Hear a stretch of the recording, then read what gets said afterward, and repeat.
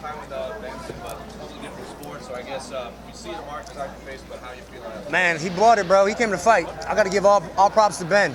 I wasn't expecting that type of a fight. I think he really wanted to win, and he showed out there, bro. He came hard. How's boxing? Because obviously a lot of people are. He's Bendo, he's smooth Benson, black belt. Yeah, man, he came with the hands, bro. It was definitely a different pace. You know, in boxing, it's more of a rhythm thing. He just came with the big bombs. So, you know, I should have backpedaled more. It was a lot more slippery in there than I expected, honestly. Like, I couldn't catch my footing. Like, I tried to jump off the wall a little bit, but it was just really slippery. So once he started throwing them bombs, I knew I just had to dig my feet down and start, you know, using my head movement. Yeah, he caught me with some good stuff, though.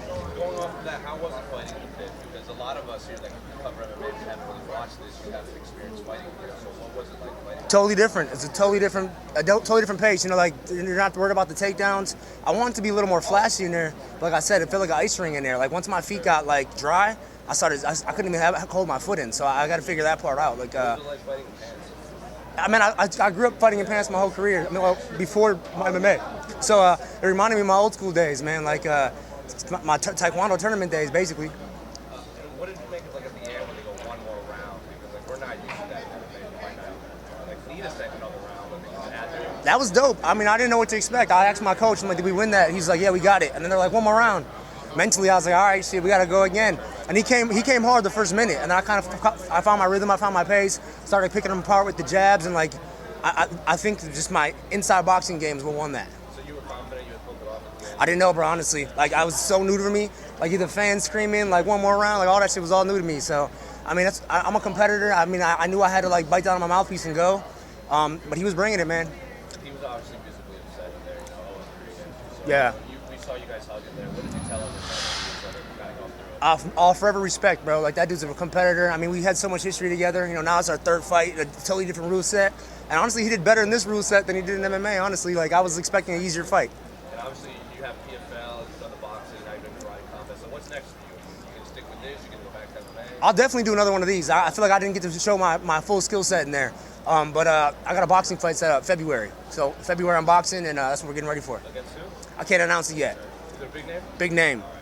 Which promotion can I ask? Can't even say that yet. Pettis, on that note, Raymond Daniels said, hey, you know, these guys are new, but this is my house. Is that a fight that interests you here? Man, for sure. I already talked about Raymond Daniels. Like, that's one of those guys. I grew up watching him in the point sparring circuit. Like, when I was coming up point sparring, he was the man. So I think that'll be a fun one. I got to figure out why it was so slippery in there before I could actually, like, say I'll fight a guy like Raymond. Like, I was slipping around way too much in there for me to actually be like to fight a guy that quick and that fast. We know Benson's motivation obviously doesn't want to go 0-3. For yourself, though, I mean, get up and train and everything again for a guy that you already have that 2-0 against. How was that motivation in and out during camp? I got to give shout outs to my coach right here, Jorge Capatillo, bro. He holds me accountable. You know, when I don't want to show up to practice, he's calling me, he's texting me, where you at? You know, I'm a busy man, dude. I run my own APFC show. I got a management company, and, you know, I'm still fighting. So I think Jorge keeps me accountable. Obviously, Duke Rufus, we know how to beat Ben for a long time. That's why we beat him in MMA. But the motivation just comes from, I'm a prize fighter, bro. Like, they offered a prize. I got a nice check to be here, and we won. Let's be real. Your WEC, UFC career went amazing. Post-UFC, though, I mean, you're one of those poster guys like the Mike Perry, just that freedom and making the most out of it. For yourself, how do you describe what you've been able to do, having that freedom outside the big organization? I mean, I grew up in the UFC, bro. Like, they give me I still do business with the UFC. So, like, if without with the UFC, there wouldn't be no Showtime Pettis, and I recognize that. But I think once you make your name and you make something for yourself, you can go capitalize outside of these organizations. And that's what I'm doing, man. I'm making money everywhere. You know, my checks are cashing from karate combat, from boxing, from still MMA. I'll probably fight PFL again. So I'm doing well. I guess, where do you think a lot of fighters go wrong in that process, right? Because I think you in the UFC didn't have some massive falling out. You didn't have to lose 8 fights in a row. You left seemingly at a good time for everybody involved. You've done great, and you guys are on good terms. You're doing great things with your promotion. So where do you think a lot of fighters maybe are misled or have a misconception of?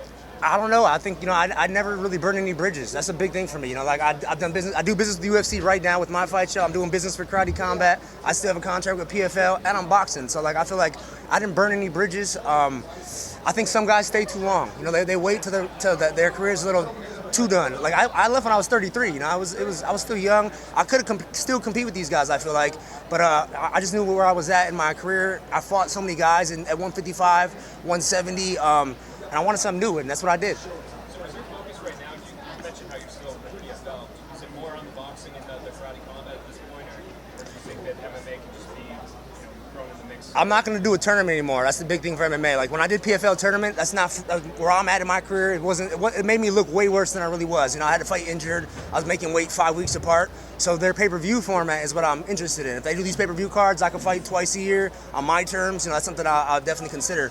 No more tournaments for me. Karate combat was fun. So we'll see what happens after that. You know, some big names, in karate combat. But I think I'm really going to focus on boxing for the next, couple months. Yeah, and have you thought about obviously the Bellator acquisition? Yeah. Probably provides maybe a new landscape for you. When you think about what kind of big fights would be put on the pay-per-view series for PFL, is there any names or anybody that you've seen?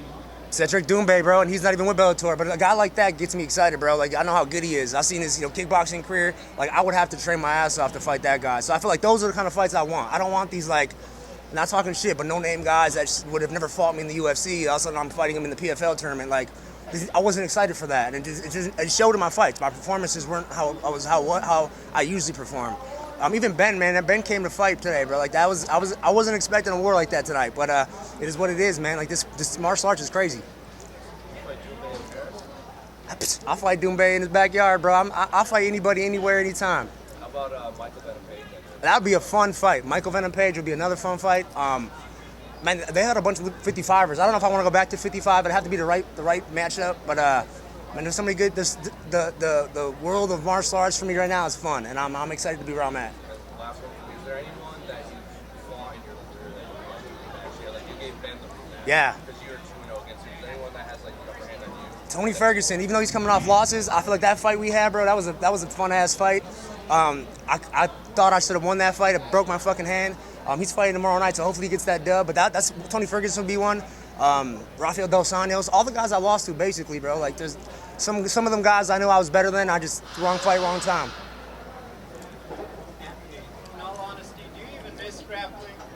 I do actually, yeah. I do miss grappling, yeah. I love grappling, bro. I'm a black belt in jiu-jitsu, I'm a black belt in taekwondo, black belt in Rufus Sport kickboxing. I feel like I'm the most well-rounded martial artist right now there is. Besides Francis Ngannou. That guy went out there and boxed the heavyweight champion and looked amazing. But I feel like well-roundedness, I'm one of the best.